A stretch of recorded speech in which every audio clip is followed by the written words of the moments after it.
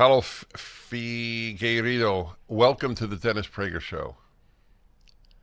Thank you, Dennis. Thanks for having me. It is so eerie. Everyone, of course, which is the point, watching or listening to that, thought you were talking about Donald Trump and the United States, and you were talking about Brazil. I tell you, one of the few constants on earth is the left. If you know the left in Brazil, you know the left in Peru, the left in America, the left in France. The left is the left. The left has more in common than Catholics do with one another, or Protestants or Jews certainly. Yeah. The left, you know what they stand for: destroying that which is good. It's just a uniform issue. What is the appeal to those in Brazil who do vote left? What do they believe? That they will get benefits from the government? What do they believe? Most of them in Latin America do believe they'll get something back from the government. I think that's the main characteristic of the left in Latin America, which is the main difference that he used to be more populist than the American left, but that's arguably. And yeah, a lot of people voted for Lula because they think they could get some benefits from the government. Lula expanded the welfare state a lot in Brazil during his first term, so that still attracts a lot of people. This it cannot be stated how important this realization must be to people. The left buys votes. That's what it amounts to. And I think, Paolo, you'll find interesting my theory on getting hooked on government grants. So we were talking about, I asked you, why are Brazilians, and for that matter, of course, since of the universality of the left, why does anybody vote left? Since all they do is crush their countries. And you answered is because exactly they give things. You know, you vote for us, we'll take more care of you. In America, Paolo, now in many states, the government gives breakfast and lunch. Parents are not necessary any longer. The state will feed children in the country. And so I just want you to react to my theory that getting off government benefits is harder than getting off heroin. Well, definitely, and in some states the government give housing as well. So you get the house and you get the food and you get, and now a lot of people are talking about the universal basic income, which everyone will get money. So yeah, that's the appeal of the left.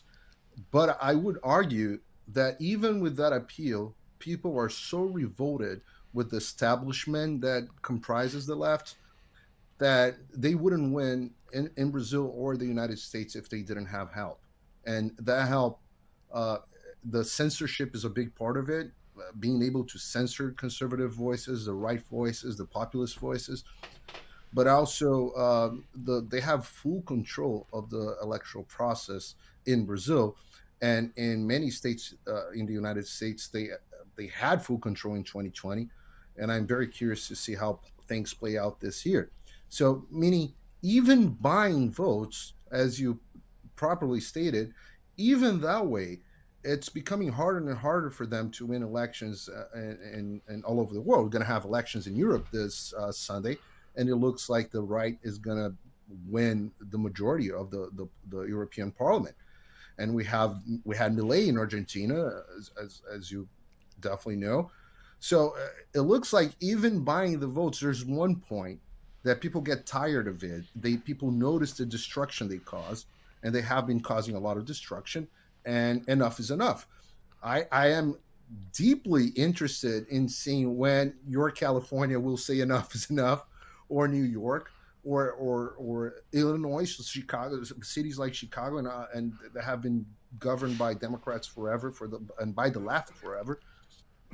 So I mean that wouldn't be possible what happened in Brazil and what's happening in the United States wouldn't be possible without certain things in place. And when you see the connections between the two countries, it started looking more and more like a conspiracy theory, but it's actually true. You were talking about George Soros earlier today. The person who funds all the programs on the Brazilian Superior Electoral Court that supports censorship of conservatives in Brazil, guess who funds it? Well, you got it right. The Open Society Foundation, George Soros. That's And fascinating. Boy, and so it, my it description of him as evil was accurate. Go ahead. I'm sorry. no, I mean you were absolutely accurate. I was listening to what you were saying about him, and it's funny because I testified in the U.S. House of Representatives a couple of weeks ago about the situation in Brazil, and the the the ranking member of the committee was Democrat, of course. When I mentioned that George Soros was behind the funding of several of censorship initiatives in Brazil, she was like, "Well, I take note of your anti-Semitic comment." I was like, I've been called a Zionist a lot of times, but never anti-Semitic. And the bare fact that I mentioned Soros and all the evil he's doing in Brazil, uh, it was enough for her to deem me anti-Semitic. Of course, I don't think she would call the U.S. universities their calling for the extinction of Israel. Some students there, I don't think that she would call them anti-Semitic, but the bare fact that I mentioned Soros is anti-Semitic. So I related a lot to what you had to say.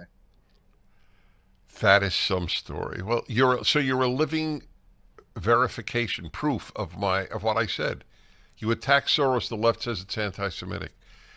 By the way, so I'm a Jew and I'm a practicing Jew and I attack Soros, but it doesn't matter. In the state of Louisiana last week, the superintendent of education said the schools can use PragerU materials in their classrooms, and PragerU was declared by the Democrats of the Louisiana Senate on 5 different occasions anti-Semitic. I'm a Jew, and the two people who run it are Jews. It doesn't matter. It's gaslighting. Of course, this is obviously gaslighting. Ben Shapiro are the anti-Semitics, and the American universities and George Soros are the defenders of freedoms. It's this is gaslighting. This is the definition of gaslighting.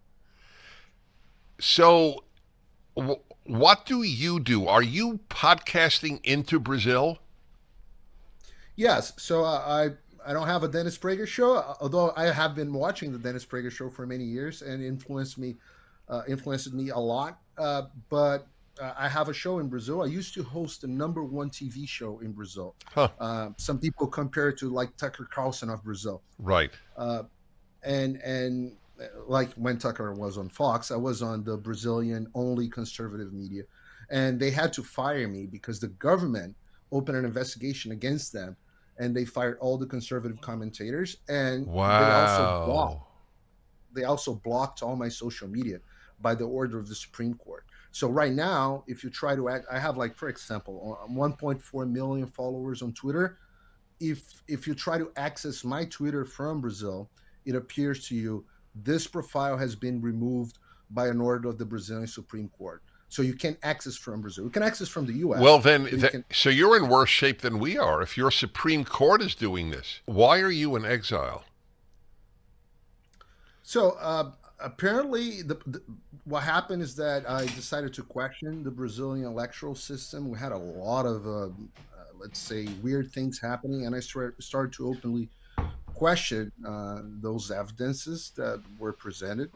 And because of that, they did a couple of things. They first they blocked all my social media, but on the same day, they also froze all my assets in Brazil. I still had significant assets in Brazil and bank accounts and all that.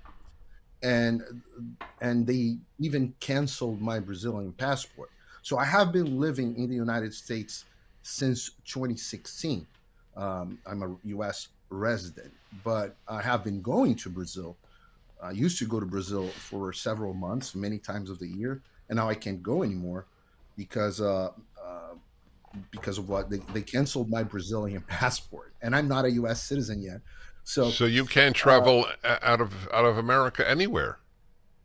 no, in fact, I can't. So it's and So it's worse in Brazil. I mean, it's I worse. haven't had my passport canceled.